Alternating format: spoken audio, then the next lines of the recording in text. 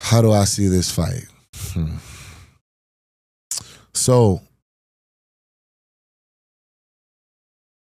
Cyril Gane at heavyweight, we have seen him move. We've seen him move. We've seen him be athletic. We've seen him have good head movement and still carry pop and power. We have not seen that from Alex yet. Moving up to a heavyweight, we don't know how he looks carrying the weight. He's not the most light-footed fighter already. And when he fought at 185 and when he fought at 205, he's actually fairly square and he's fairly kind of like hopping like stalking almost at you. At 205 and at 185, he was the bigger guy. He was a bigger guy than most of the guys that he fought, you know? So he was able to get away with that. Here, he's not the bigger guy. I believe Cyril Gane is bigger than he is. And Cyril Gane having that has better movement. I believe Cyril Gane will be quicker and will be more explosive. In the strength, I'd say Cyril Gane is more rounded, well-rounded. I believe his grappling, his wrestling is better than Poaton's. So what do I see?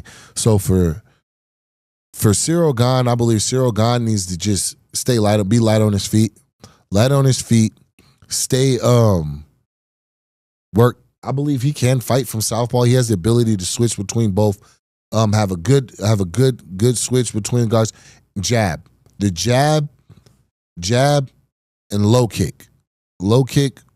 Alex does not take low kicks well. When I fought him, I had success with the low kicks. Jan Blachowicz, whenever he fought him, had success with the low kicks. And he just does not take them well. I know it kind of sounds repetitive of me saying this in this fight, but this is just kind of like how the hole that I see for for some of the guys on this card.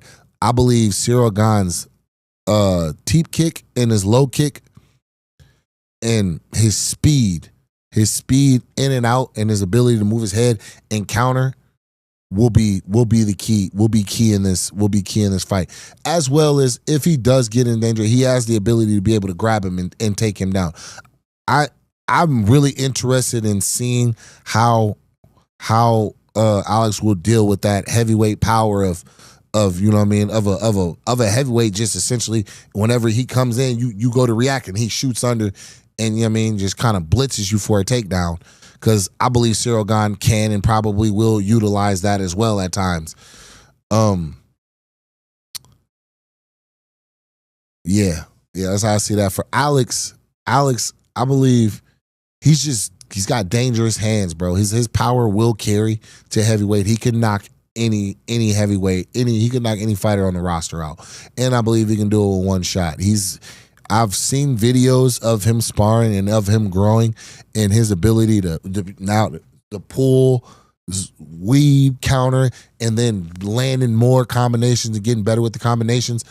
I believe that's what he's got to do. I believe Alex's body jab, he's going to have to shoot that jab to the chest, the jab that he shoots to the chest. I believe he should work behind that and use that to corner Cyril Gane, back Cyril Gane into the corner. Right? If he's able to use that, I believe as well, Cyril Gane is also, you know what I mean, he switches stance, but I believe he's very heavily in the orthodox stance.